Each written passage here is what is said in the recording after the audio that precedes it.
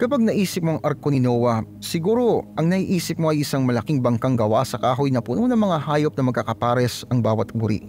Pero alam mo ba na ang lahat ng malinis na hayop ay pumasok sa grupo ng 7 at ang maruruming hayop ay pumasok sa grupo ng 2? Ano nga bang ibig sabihin noon? At paano nalaman ni Noah kung alin ang malinis at alin ang marumi? At bakit nga ba mahalaga yon?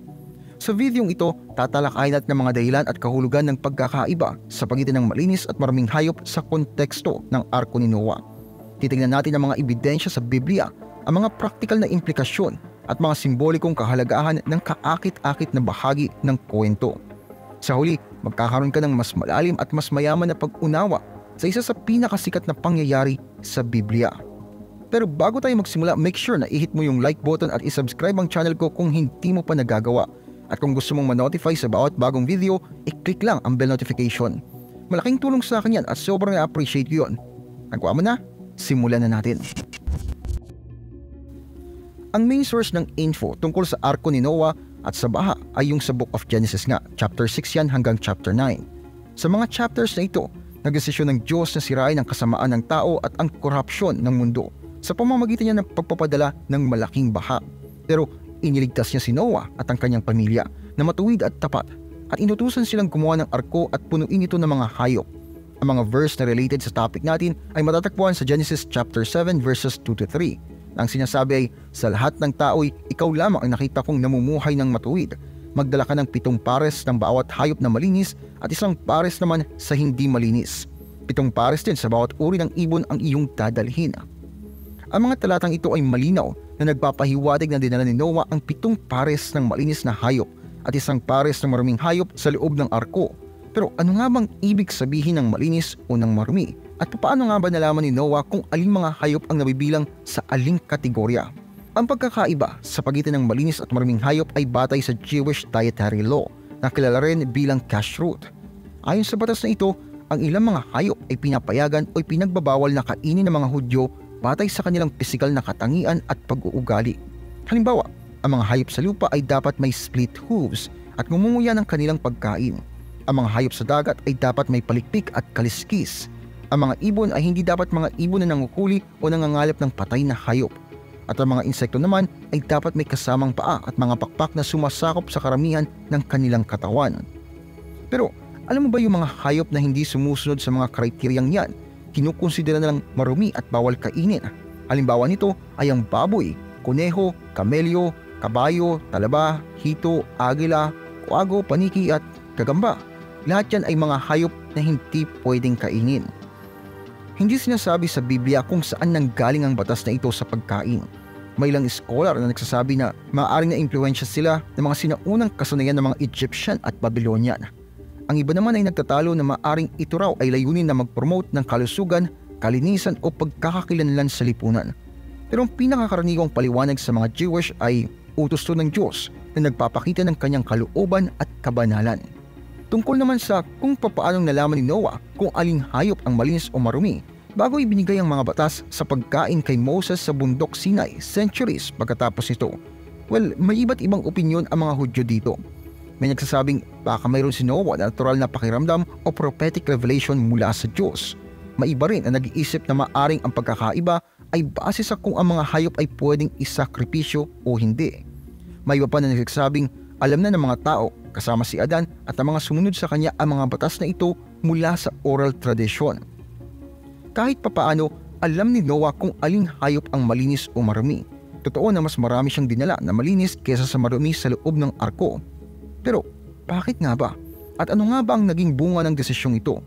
Para sagutin ang tanong yan, kailangan natin tignan ang practical effect at simbolikong kahalagahan ng pagkakaibang ito. May practical na side effect ang pagkakaroon ng mas maraming malinis na hayop kaysa sa hindi malinis sa arko ni Noah at sa kanyang pamilya. Sa isang side, ito ay nagbibigay ng mga challenge at kahirapan. Halimbawa, may limit na space at resources sa arko at ang pagkakaroon ng maraming hayop ng iba't ibang uri ay nangangahulugan ng mas konting space at resources para sa iba. Kailangan mag-isip ni Noah kung papaanong hahatiin ang space at resources sa mga iba't ibang hayop at alagaan ang kanilang kalusugan. May isa pang problema, ang pagkain. Yung mga malinis na mga hayop, sila yung pwedeng kainin ni Noah at ng pamilya niya pagkatapos ng baha. Pero kailangan din nilang pakainin yung mga hayop habang may baha. Kailangan mag-imbak si Noah ng pagkain para sa kanila at sa mga hayop at ibalanse yung pagkain at pag-aalaga ng malinis na mga hayop. Tapos may isa pang problema, yung kalinisan. Yung malinis na mga hayop, sila nagpuproduce ng mas maraming dumi at kailangan ng mas madaming paglilinis dito. Kailangan ayusin ni Noah ang paglilinis at pagtatapo ng dumi ng mga hayop at pigilan yung pagkalat ng sakit at impeksyon sa mga hayop at sa pamilya niya. Sa kabilang side naman, meron din benefits at good points kapag mas maraming malinis na hayop kaysa sa madaming hayop sa arko. Isa sa mga benefits ay yung pagdami. Yung malinis na hayop, mas mabilis at mas madami din ang pagdami. Kapag mas marami sila sa arko, mas mabilis nilang mapupuno ulit ang mundo pagkatapos ng baha. Hindi na dapat problemahin ni Noah ang extinction o panganib sa mga hayop. Isa pang kagandahan nito ay ang pag-iingat. Yung malilinis na hayop ay mas madaling makapag-adjust at mas matibay sa iba't ibang lugar at klima. Dahil mas marami sila sa arko, mas may chance silang mabuhay pagkatapos ng baha. Hindi rin kailangan problemahin ni Noah ang adaptation o paglipat ng mga hayop. Isa pang kagandahan ay yung pagkakaiba-iba ng uri ng buhay. Yung mga malilinis na hayop, sila rin yung nagbibigay ng mas maraming tulong sa balanse at pagkakaiba-iba ng buhay dito sa mundo. Kapag mas marami sa kanila sa arko, ibig sabihin, kaya nilang ayusin at paggandahin yung mga tirahan at ecosystem pagkatapos ng baha. Hindi na kinakailangan mag-alala ni Noah tungkol sa pagkasira o pagkaubos ng mga resources. Gaya ng ating nakita, yung pagkakaroon ng mas maraming malinis na hayop kaysa sa maraming hayop sa arko ay hindi basta-basta lamang o walang basihan. Ito ay may praktikal na implikasyon na nakakaapekto sa buhay at gawain ni Noah nung panahon ng baha at pagkatapos nito. Pero meron din itong simbolikong kahulugan na nagpapakita ng plano at layunin ng Diyos para sa mga tao at sa lahat ng nilikha. May simbolikong kahulugan din ang pagkakaroon ng mas madaming malinis na hayop kaysa sa maraming hayop sa arko na nagpapakita nga ng plano ni Lord para sa tao at sa buong mundo. Hindi lang sa pagkain nakabase yung pagkakaiba ng malinis at maraming hayop, kundi spiritual symbol din siya.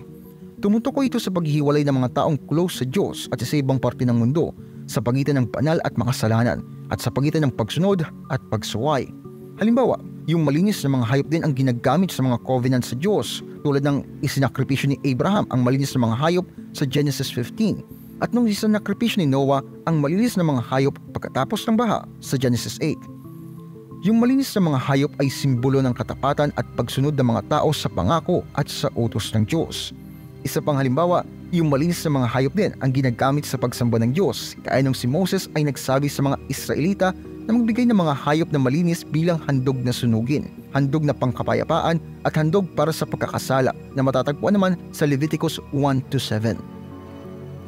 Ang malinis na mga hayop ay simbolo ng pagmamahal at pasasalamat ng mga tao sa biyaya at awa ng Diyos.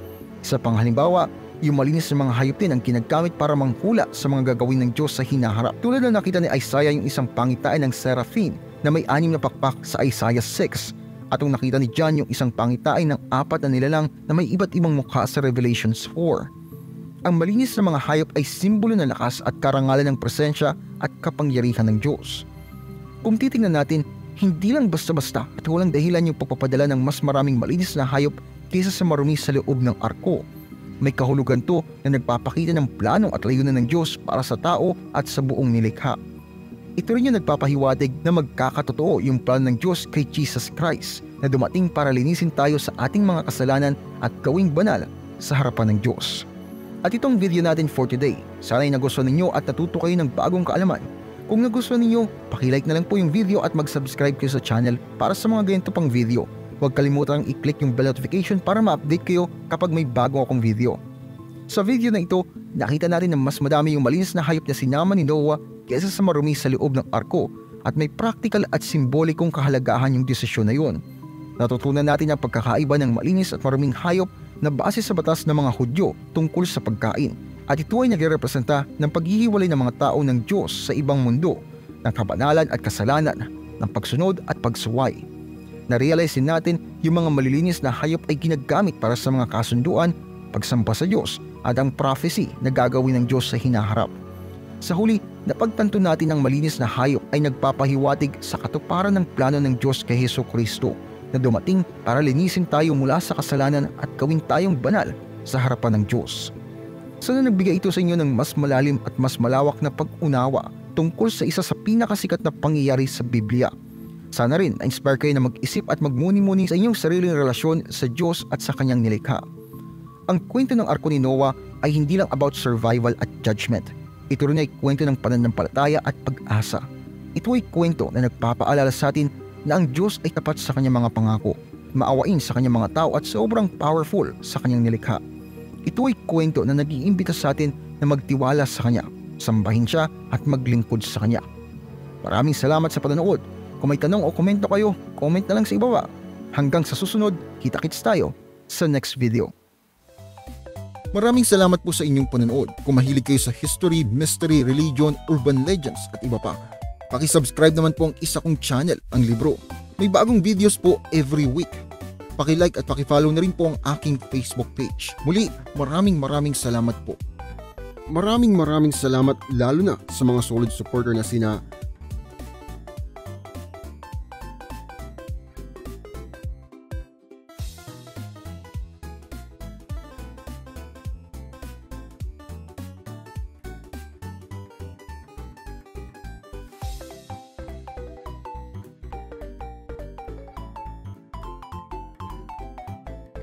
meron po tayong member content, pakicheck na lamang po ang playlist. Marami-rami na rin pong nakalagay doon. Muli, maraming salamat po sa inyong patuloy na pagsuporta.